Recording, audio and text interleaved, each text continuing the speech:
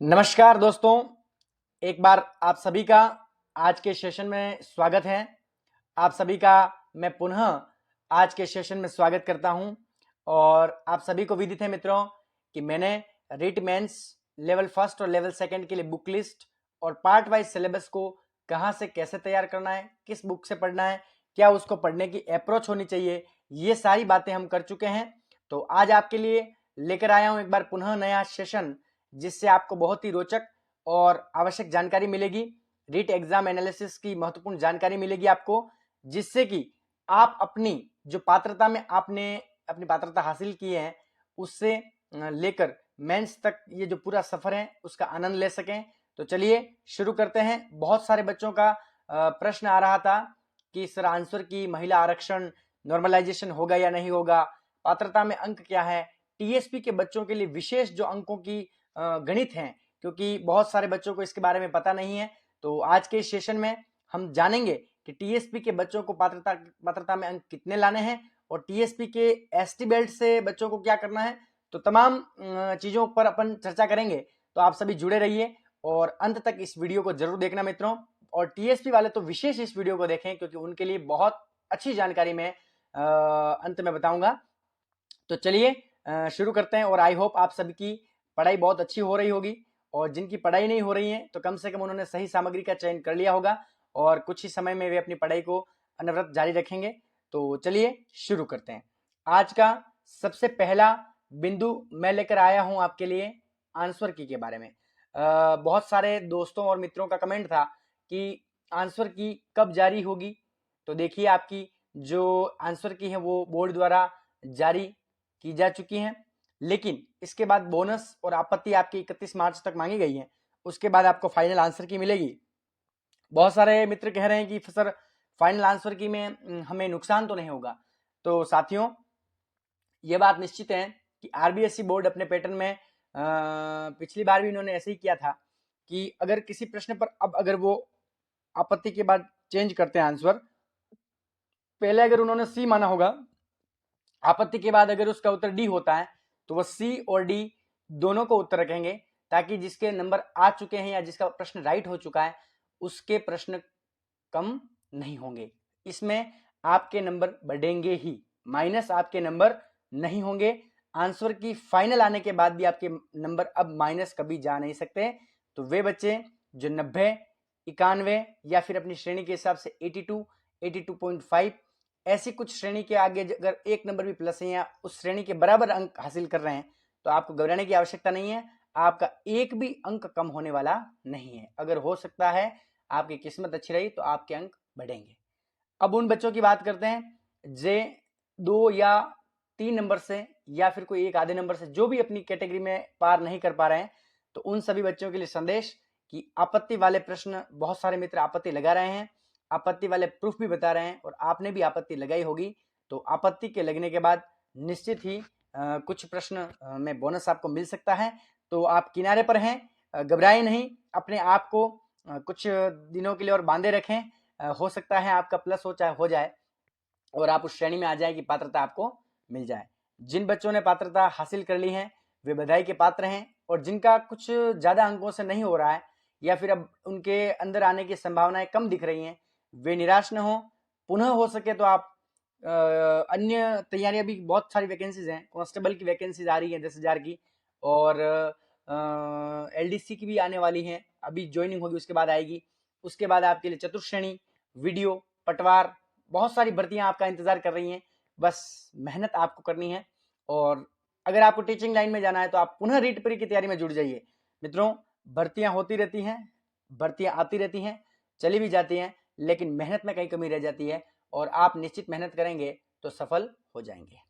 और आपका प्रश्न ये हो सकता है कि सर आंसर की में अगर परिवर्तन होगा तो कितना। देखिए, मैं भी इस बात को नहीं बता सकता कि आपको अब कितने बोनस अंक मिलेंगे। जो मिलेंगे, जो आपके नसीब में होगा वो आपको मिल सकता है, लेकिन ये बात फिक्स है कि आपके नंबर कम नहीं होंगे। जहां से हैं वहीं से बढ़ सकते हैं और बढ़ेंगे निश्चित ही। आप इस चीज पर ध्यान रखें कि आपके अंक बढ़ेंगे जरूर। कितने बढ़ते हैं, क्या बढ़ते हैं, वो सारा बोर्ड पर निर्भर करता है। तो चलिए, आपके मुझे लगता है आंसर की के संबंध में आपसे कोई प्रश्न नहीं छूटता है। तो अपन आगे की तरफ रुख करते हैं। चलिए मित्रों,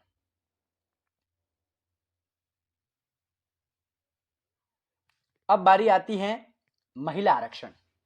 और भी कोई प्रश्न छूट जाएगा तो मैं आगे आपको बतला दिया करूंगा, लेकिन अब जो बारी आती है वो महिला आरक्षण की आती है। और साथियों, महिला आरक्षण आज के इस वीडियो का सबसे महत्वपूर्ण बिंदु हो सकता है, क्योंकि अभी बहुत सारे जो पुरुष अभ्यर्थी हैं वे इस बात से चिंतित हैं कि 50% अगर महिला आरक्षण लागू हो गया तो हम क्या करेंगे। देखिए, मैं किसी भी महिला पुरुष का विरोधी या पक्षधर नहीं हूं, तो आप इस बात को अन्यथा न लें।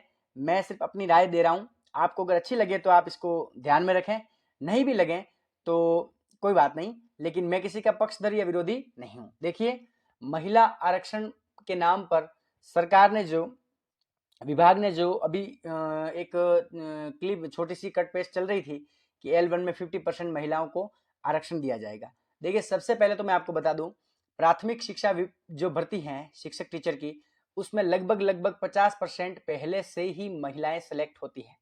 तो पुरुष वर्ग इससे घबराए नहीं, क्योंकि पहले से ही 50% महिलाएं शामिल हो रही हैं। भारत की नारी किसी से कमजोर नहीं है, पहले से सेलेक्ट हो रही है।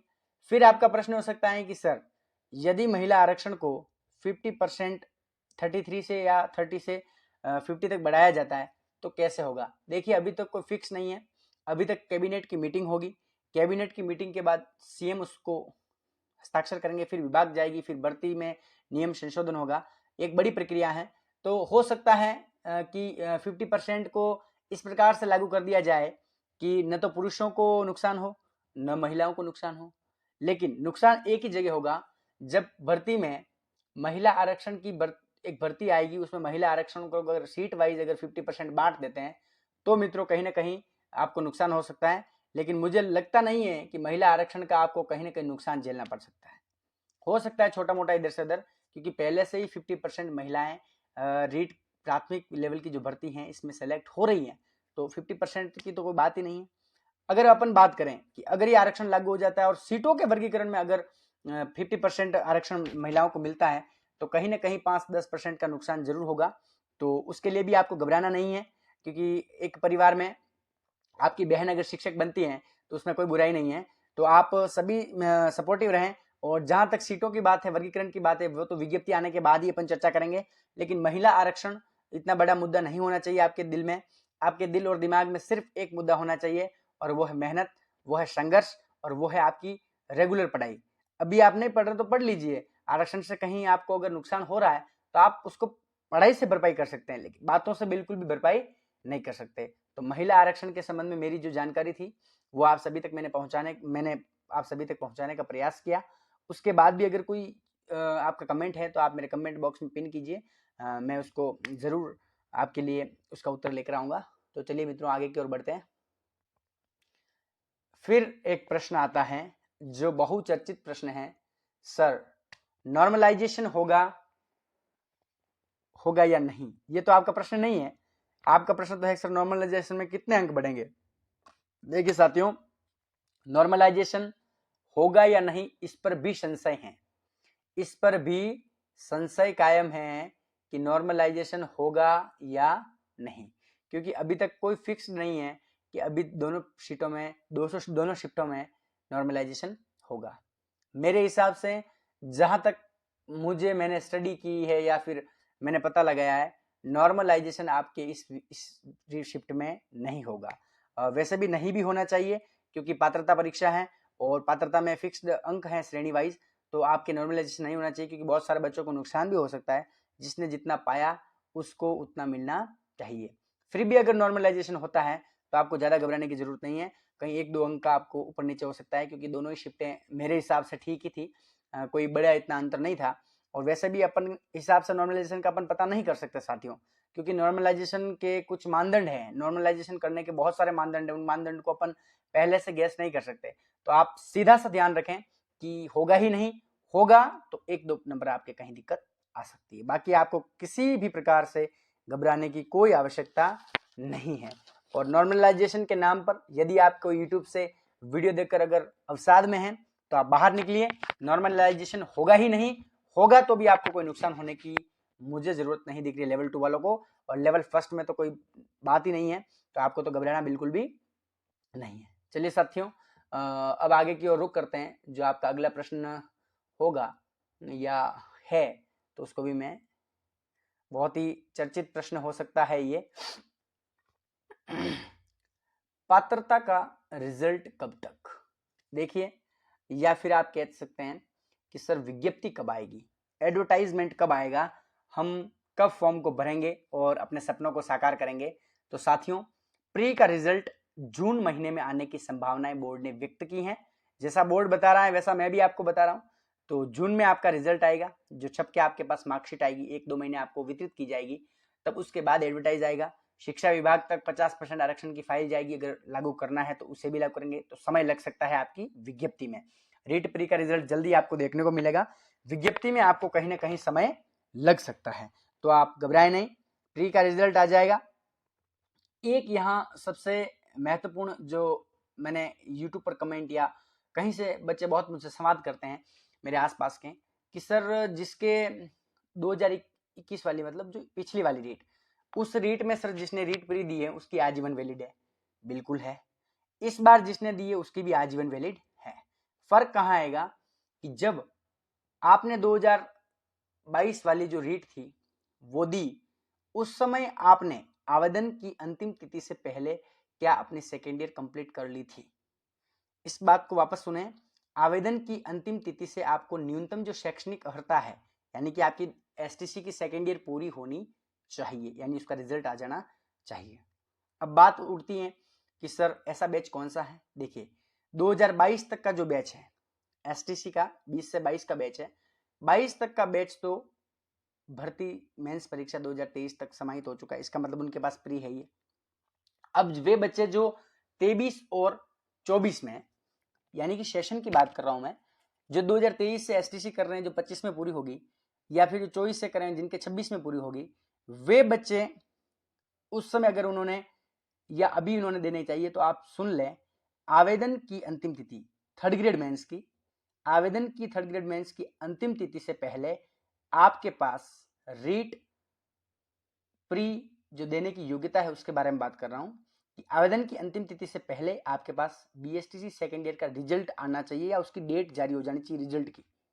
ठीक है साथियों, फिर आपका कोई कमेंट नहीं रहेगा, तो आप ध्यान रखें, उनकी ही आजीवन वैलिड है। तो आप जिस भी कैटेगरी जहां बैठ रहे हैं तो आप देख लें, क्योंकि बहुत सारे बच्चे हैं जो पिछली रीट पार कर चुके हैं, उस समय उनकी एसटीसी चल रही थी और इस बार वो फेल हो रहे हैं, है ना? तो बहुत सारों का प्रश्न है, तो आप यहाँ क्लियर कर लीजिएगा आवेदन की अंतिम तिथि।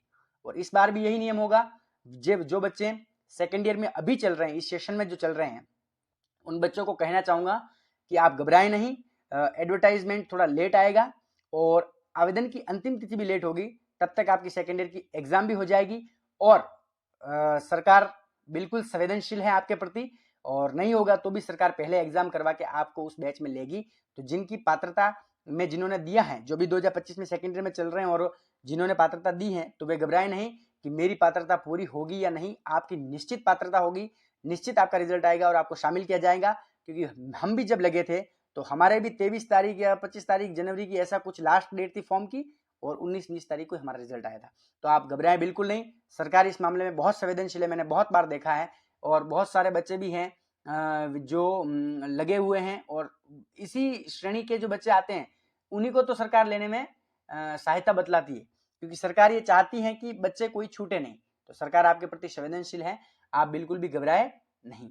अब मित्रों, बहुत ही अच्छा टॉपिक लेके मैं आपके सामने आया हूं, और इस संबंध में आप सभी से मैं एक ही बात करना चाहूंगा कि पात्रता अंक की जानकारी से पहले मैं आप सभी को बतला दूं, मैं जो बोलूं आप उसको थोड़ा ज्यादा ध्यान रखें। ठीक है मित्रों, यहाँ इसको देखकर, इस पीडीएफ को देखकर कहीं उलझे नहीं, मैं जैसे बोलूं वैसे वैसे आप इसको ध्यान में रखते चलिएगा। पात्रता अंक की बात करें, नॉन टीएसपी और टीएसपी की बात करेंगे अपन, और पात्रता अंक के साथ साथ एक टीएसपी के बारे में भी हम विशेष बात करेंगे, जो बहुत सारे टीएसपी के जो मेरे भाई बंधु हैं उनको अभी तक ये बात पता नहीं है। तो चलिए शुरू करते हैं, और आप सभी मुझे बताना, टीएसपी के बच्चों के बारे में बात करने से पहले मैं आपको बता दूं एक बार छोटी मोटी जानकारी जो भी है, कि पात्रता परीक्षा में तो मित्रों अपन बात कर रहे थे पात्रता अंक की जानकारी के बारे में, तो सुनिए आप, क्योंकि कुछ बहुत अच्छा आपके लिए लेके आया हूं। देखिए पात्रता अंक किसको कितने चाहिए? 150 में से कितने साथियों? 150 में से आपको ये अंक चाहिए। और 150 में से आप कितने प्राप्त करेंगे कि आपकी पात्रता सुनिश्चित हो जाए? आप सभी ने बहुत सारे चैनलों के माध्यम से देखा है, लेकिन जो टीएसपी वाले बच्चे हैं विशेषकर उनके लिए मैं कुछ खास लेके आया हूं। तो आप सभी सुने और इस आवश्यक जानकारी को आप अपने सभी साथियों के साथ शेयर करें, क्योंकि यह जानकारी बहुत इंपॉर्टेंट है, आपके भविष्य के निर्माण में बहुत सहायक हो सकती है। मेरा अनुभव जहां तक कहता है, और मैं ये जो बात करूंगा इसकी, ये 2023 की भर्ती के बेसिस पे कर रहा हूं, जो पहली बार थर्ड ग्रेड मेंस हुई थी 2013 के बाद। तो चलिए शुरू करते हैं। थोड़ा सा कलर चेंज कर लेते हैं, आप बोर हो गए हैं इस कलर से। चलिए साथियों, पात्रता के संबंध में जानकारी, टीएसपी और नॉन टीएसपी कैटेगरी में जनरल का कोई पुरुष व्यक्ति या महिला जो भी है, जनरल कैटेगरी से जो बिलोंग करते हैं, उनको 60% टीएसपी हो चाहे नॉन टीएसपी हो, आपको 60% अंक यानी कि 90 अंक लाने जरूरी होंगे, तभी आप मेंस के लिए क्वालिफाई करेंगे। ये बात तो आपको पता ही है, ठीक है साथियों। चलिए अब बात करते हैं ओबीसी, एमबीसी और ईडब्ल्यूएस। ओबीसी, एमबीसी और ईडब्ल्यूएस साथियों, यहां थोड़ा सा ध्यान रखें, मैंने सिर्फ ओबीसी, एमबीसी और ईडब्ल्यूएस लिखा है। नॉन टीएसपी में इस कैटेगरी के जो भी व्यक्ति हैं या अभ्यर्थी हैं, उनको 55% यानी कि 82.5% 82.5 अंक लाने होंगे। आप यहां प्रश्न करेंगे सर मेरे 82 ही बन रहे हैं। साथियों घबराए नहीं, 82 अंक वाला मेरा साथी सेफ है पिछली भर्ती के अकॉर्डिंग। पिछली भर्ती में 82 अंक वाले को लिया गया था, तो आपको भी लेने का पूरा पूरा हक बनता है। 82 जिसके अंक बन रहे हैं वो सेफ जोन में है। हाई कोर्ट ने ऑर्डर दिया था और बिल्कुल 82 अंक वाले को लिया गया था। पिछली बार तो लिया गया था, इस बार अगर कहीं चेंज हो जाता है तो मुझे नहीं मालूम, लेकिन पिछली भर्ती 2023 के माध्यम से बता रहा हूं आप सभी को, 82 अंक वाला रीट पात्रता में क्वालिफाई है ओबीसी, एमबीसी और ईडब्ल्यूएस कैटेगरी का। ठीक है साहब। उसके बाद अपन चर्चा करते हैं टीएसपी की। आप सभी चौंक जाएंगे कि सर आपने टीएसपी में 60% कैसे लिखा? बहुत सारे एजुकेटर या विभिन्न प्लेटफॉर्म के माध्यम से मैंने देखा या मैंने सुना या मैंने महसूस किया कि वे 55% ही बता रहे हैं। साथियों ये बिल्कुल गलत है, क्योंकि ओबीसी, एमबीसी, ईडब्ल्यूएस के लिए आपको रीट मेंस लेवल की जो विज्ञप्ति आएगी उसमें आपको इनकी सीटों का कॉलम नहीं दिखेगा। यानी कि टीएसपी में सिर्फ एक ही कैटेगरी है, वो है जनरल। जनरल में ही ओबीसी, एमबीसी, ईडब्ल्यूएस है, उसके बाद एससी हैं, उसके बाद एसटी है। तो टीएसपी में कुल 3 कैटेगरी होगी, तो 3 कैटेगरी में आपकी ये कैटेगरियां कहीं नहीं है, इनकी कोई सीट नहीं है। कोई सीट न होने का मतलब यही है कि ओबीसी, एमबीसी और ईडब्ल्यूएस के अभ्यर्थियों को जनरल से फाइट करना होगा, और जनरल के लिए आपको 90 अंक लाना अनिवार्य है। आप सरल भाषा में आपको समझा दूं, ओबीसी, एमबीसी, ईडब्ल्यूएस के अभ्यर्थी जो टीएसपी क्षेत्र से हैं, उनको 90 अंक लाना अनिवार्य है। पिछली भर्ती में मेरे बहुत से साथी हैं, वे सेलेक्ट नहीं हुए थे बिकॉज 82 से 90 के बीच में उनके नंबर थे, टीएसपी के, ओबीसी, एमबीसी और ईडब्ल्यूएस कैटेगरी के थे, और वे मेंस में मेंस की जो कट ऑफ आई थी उसको पार कर गए थे, लेकिन उनके प्रोविजनल लिस्ट में यही कारण लिखा हुआ आया, बिलो 60% इन रीट पात्रता, यानी रीट प्री में, कि रीट प्री में 60% से इनके कम अंक है। क्यों भाई? उसका कारण था कि ओबीसी, एमबीसी, ईडब्ल्यूएस नामक की टीएसपी में कोई कैटेगरी नहीं है, आपको उसकी कोई सीट दिखेगी ही नहीं। तो सीधा सा सुप्रीम कोर्ट का भी ऑर्डर है कि जिस भी श्रेणी या जिस भी आरक्षित श्रेणी से आप आवेदन कर रहे हैं, उसी आरक्षित श्रेणी के लिए आप मान्य होंगे। अब वो आरक्षित श्रेणी टीएसपी में नहीं है, कॉलम नहीं है, तो आप कहां से हो गए एलिजिबल? आपको जनरल से फाइट करना होगा, और जनरल के लिए आपको 90 अंक। इसका मतलब इन कैटेगरियों के लिए भी टीएसपी में 60% 90 अंक लाना अनिवार्य है। आपको ये जानकारी सुनकर आप मुझे भी मानेंगे कि सर आप ये कैसे कह सकते हैं, सर आप हमारे विरोधी हैं। ऐसा नहीं है, मैं पिछली भर्ती का जो पैटर्न है, मैंने जो पूरा अनुभव किया, वो मैं आपके सामने रख रहा हूं। हो सकता है इस बार कुछ अलग हो जाए, तो कहीं आपका नसीब है, लेकिन ऐसा होगा नहीं मेरे हिसाब से। मैंने अध्ययन किया है, फिर भी आपको लगता है कि सर नहीं, हम इसकी तह तक जाना चाहते हैं, हम इसको जानना चाहते हैं कि ये क्यों हुआ, या फिर ऐसा है या नहीं, तो आप राजस्थान कर्मचारी बोर्ड जयपुर, दुर्गापुरा जयपुर में जो भी है, जहां इसका परिसर है, वहां आरटीआई लगाइए। आरटीआई का फॉर्म लीजिए, उसको भरकर जो भी आपको जानकारी चाहिए कि भाई मैं टीएसपी क्षेत्र से हूं और ईडब्ल्यूएस का विद्यार्थी हूं और मेरे पात्रता में अंक 55% क्यों नहीं चाहिए, 60% क्यों चाहिए या क्या चाहिए, जो भी आप लिखकर पोस्टल ऑर्डर चिपका के वहां भेज दीजिए, एक शिक्षा विभाग में भेज दीजिए, आपको उसका उत्तर मिल जाएगा। तो मैंने आपको ये भी बता दिया कि आप वहां से भी पता कर सकते हैं, लेकिन ये कंफर्म है कि आपको 90 अंक लाने होंगे। ओबीसी, एमबीसी, ईडब्ल्यूएस कैटेगरी का ध्यान रखें, ओनली ओबीसी, एमबीसी, ईडब्ल्यूएस की बात कर रहा हूं। Non TSP 55%, TSP 60%। सरकार आपके प्रति संवेदनशील हो सकती है, लेकिन जब विज्ञप्ति में सीट ही नहीं है तो आप कहां से क्वालिफाई होंगे, मुझे इतना सा बताइए। आप इधर पात्रता में ओबीसी या एमबीसी या ईडब्ल्यूएस के नाम पर 82 से 90 के बीच पात्रता का फायदा लेकर, आयु का फायदा लेकर, और भी कोई जो छूट है छोटी मोटी, वो छूट लेकर आप पहुंचते हैं मेंस में, और मेंस में जब आपकी सीट नहीं है तो भाई साहब आप उम्र से ज्यादा हो गए, आप अंकों में कम हो गए, आप और कोई अन्य शर्तों में कम हो गए, आप फायदा लेकर पहुंच गए और वहां आपका कॉलम ही नहीं है, तो आप एलिजिबल कैसे हो गए? आप एलिजिबल कैसे हो गए? जब जनरल का बच्चा जनरल की सीट खाएगा 90 अंक से और आप कहेंगे नहीं मैं 45 साल का 83 अंक के साथ सीट खाऊंगा, ऐसा मुमकिन नहीं है दोस्तों। ये मैं किसी का विरोधी नहीं हूं, लेकिन मुमकिन कैसे हो सकता है? आप भी खुद दिमाग लगाना कि अगर सीट ही नहीं है तो हम उस सीट से कैसे लड़ सकते हैं। बहुत से ईडब्ल्यूएस के विद्यार्थी हैं, मैं खुद ईडब्ल्यूएस से बिलोंग करता हूं, मुझे भी इस बात का दुख है कि ऐसा नहीं होना चाहिए, लेकिन अपन करेंगे कैसे? इसलिए आपको 60% 90 अंक लाना अनिवार्य है। चलिए मित्रों, वीडियो लंबा हो रहा है, आगे की तरफ रुख करते हैं। कुछ और छोटी मोटी जानकारी पात्रता के संबंध में है, ताकि आप कहीं उलझे नहीं। मेरे हिसाब से आप बहुत ही आगे चलते रहें।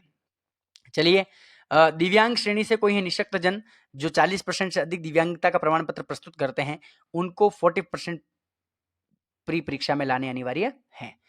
सहरिया आदिम जनजाति समूह है 36% लाइए, आप प्री क्वालिफाई है। विधवा, परित्यक्ता और एक्स सर्विसमैन की कोई भी कैटेगरी की विधवा महिलाएं हैं, परित्यक्ताएं हैं और एक्स सर्विसमैन साहब हैं, तो आप ऑल कैटेगरी किसी भी कैटेगरी से हैं, आपको 50% अंक लाने, यानी 75 प्रश्न सही करने 75 अंक आपको लाने हैं। ये बात पात्रता के संबंध में आप सभी कैटेगरियों के बारे में थी। एक विशेष मैंने नोट डाला है कि यदि कोई टीएसपी में एसटी कैटेगरी से है, सुनना इस बात को, टीएसपी में एसटी कैटेगरी का कोई मेल हो, फीमेल हो, विडो यानी विधवा हो, परित्यक्ता हो, उन सभी को 36% न्यूनतम अंक अर्हता हासिल करनी होगी। टीएसपी में ST category, male, female, widow, परित्यक्ता, कोई भी किसी भी श्रेणी का हो, आपको सिर्फ 36% लाने। सिर्फ एसटी कैटेगरी के मेल फीमेल की बात हो रही है, ध्यान रखें। उत्कर्ष खिलाड़ी के बारे में कुछ प्रावधान मुझे मैंने मिले हैं, आपको बता दूं कि उत्कर्ष खिलाड़ी कोई हैं, उनके लिए भी कुछ जो छूट उनको राज्य सरकार से प्रदत्त ऐसा कुछ है, उसके हिसाब से है, तो मैंने यहाँ उसका उल्लेख नहीं किया है। तो जो उत्कृष्ट खिलाड़ी हैं, कृपया आप अपनी कैटेगरी में कितने अंक है क्या है, आप इसकी जांच स्वयं करें, क्योंकि विज्ञप्ति में सिर्फ ये लिखा है कि जिस हिसाब से राज्य सरकार दे होगी आरक्षण, उसी प्रकार से हम भी देंगे, तो इसमें कोई ज़्यादा घबराने की आवश्यकता नहीं है। और टीएसपी वाले बच्चों के लिए एक बार पुनः संदेश देना चाहूँगा, ईडब्ल्यूएस, एमबीसी, ओबीसी, आप सभी ध्यान रखें कि आपको 60% अंक लाने हैं। एक कैटेगरी आप कहेंगे सर आपने लिखी नहीं, वो है साथियों एससी। कौन सी है? एससी। एससी कैटेगरी के लिए मैं यहाँ लिख देता हूँ एससी। एससी कैटेगरी के लिए नॉन टीएसपी में तो चाहिए 55%। कितने साथियों? 55%। और टीएसपी में भी यही लागू होगा, क्योंकि टीएसपी में एससी का कोटा होता है, और अगर कोटा होता है तो आप पात्रता में भी उसका फायदा लेकर वहां पहुंच सकते हैं। तो एससी कैटेगरी के लिए 55% आपको चाहिए, इस बात को ध्यान रखना। तो पात्रता के संबंध में आपके सारे प्रश्नों के जवाब मैंने देने की कोशिश की, और अब आपको एक छोटी सी चर्चा मैं और जोड़ना चाहूँगा। देखिए, हल्का सा वीडियो लंबा होगा तो कोई बात नहीं, लेकिन छोटी सी चर्चा और कर लेते हैं। पात्रता के बाद क्या करें? ठीक है साहब, कि पात्रता के बाद सर हमें क्या करना चाहिए? अगर मैंने जो ऊपर आपको जितनी जानकारी बताई, उसमें से अगर आप कहीं ना कहीं पीछे छूट रहे हैं या आपका सिलेक्शन नहीं हो रहा है, तो आप पात्रता के बाद में जिनका सिलेक्शन नहीं हो रहा है, वे तो साथी अपने लक्ष्यों का प्रतिस्थापन कर सकते हैं। वे वीडियो, चतुर्श्रेणी, पटवार, कांस्टेबल की 10,000 की वैकेंसी की खुशखबरी घोषणाएं हो चुकी हैं, आप उसकी तैयारी में लग सकते हैं, कहीं ना कहीं आप उसके लिए एलिजिबल हो सकते हैं। और भी अगर आप चाहते हैं कि नहीं सर मुझे तो टीचिंग श्रेणी में ही आना है, टीचिंग श्रेणी में आना है, शिक्षा विभाग में आना है, तो एक बार पुनः उन पात्रता के सिलेबस को अपने टेबल पर जमा दीजिए, मेहनत शुरू कर दीजिए। ये प्रतियोगी परीक्षा पूरी हो जाएगी, फिर रिट प्री आ जाएगी और फिर आपका सिलेक्शन हो जाएगा। और देखिए, मेहनत का कोई तोड़ नहीं है, मेहनत आपको करनी होगी। कहीं ना कहीं अगर आप पीछे रहे हैं या कहीं ना कहीं आपका सिलेक्शन नहीं हुआ है तो उसका कारण सिर्फ मित्रों मेहनत ही है। महिला आरक्षण को आपको दिमाग में नहीं लेना है। आंसर की से आपके अंक बढ़ेंगे ही, नॉर्मलाइजेशन होगा नहीं। L2 वाले खुश रहिए। आप सभी के लिए L1 L2 के लिए मैंने बुक लिस्ट इस चैनल पर डाल दी है। पार्ट वाइज सिलेबस को कैसे पूरा करना है, क्या अप्रोच होनी चाहिए, कहां से पढ़ना है, कैसे पढ़ना है और कितना पढ़ना है, इन सारी चीजों का उल्लेख मैंने अपने YouTube चैनल पर सारे वीडियोस में कर दिया है। और पात्रता के अंक के बारे में आपको मैंने जानकारी दे दी है। तो मुझे लगता है साथियों, टाइम मैनेजमेंट का वीडियो मैंने आपको दे दिया है। तो मुझे लगता है ऐसा कोई विषय या बिंदु नहीं है जिस पर अपन चर्चा करने के लिए अब कहीं अपना समय गंवाएं। सारी चर्चाएं मैं आपके बीच में कर चुका हूं। तो अब मैं कुछ महाघोषणा भी करूंगा आपको अगले वीडियो में, और एक कल वीडियो लेकर आऊंगा मैं बहुत ही गजब का। जो मेरे नोट्स हैं, मैंने जिस प्रकार नोट्स को बनाया वैसे नोट्स कैसे बनाए, और मेरे जो नोट्स हैं वो हुबहू मैं आपको दिखलाऊंगा। और इतनी गजब की टेक्निक है नोट्स बनाने की, मुझे लगता है पेपर को भी अपन उल्टा सीधा कर देंगे। पेपर भी ऐसा इस्तेमाल करेंगे कि आपने पहली बार देखा होगा कि ऐसे नोट्स कोई बनाता है। तो नोट्स बनाने का वीडियो मैं आपके साथ में लेकर आऊंगा। तो पात्रता के बाद क्या करें, तो क्या करें, लक्ष्यों का प्रतिस्थापन चतुश्रेणी वीडियो पटवार में। और अगर आपका हो गया है तो मस्त रहिए, सही सामग्री का चयन कीजिए, बुक लिस्ट के वीडियो देखिए, बुक लाइए और मस्ती से पढ़ाई कीजिए। आपके पास काफ़ी समय है और आपको घबराना नहीं है। जिनका नहीं हुआ उनको नहीं घबराना है, जिनका हो गया उनको ज़्यादा आत्मविश्वासी नहीं होना है, क्योंकि आपको आगे मेंस में पेपर को उसकी खोपड़ी में छेद करना है और आपको आगे बढ़ना है। अंत में कहूँगा कि युद्ध नहीं जिनके जीवन में वे भी बड़े अभागे होंगे, युद्ध नहीं जिनके जीवन में वे भी बड़े अभागे होंगे, या तो प्रण को तोड़ा होगा या रण छोड़कर भागे होंगे। धन्यवाद मित्रों, बहुत बहुत अच्छा लगा मुझे कि आप मुझे बहुत प्यार दे रहे हैं मेरे वीडियो को। जय हिंद मित्रों, मिलते हैं अगले वीडियो में। तब तक खुश रहिए, मस्त रहिए और किसी भी प्रकार का अवसाद अपने दिमाग में मत पालिए। जय हिंद मित्रों।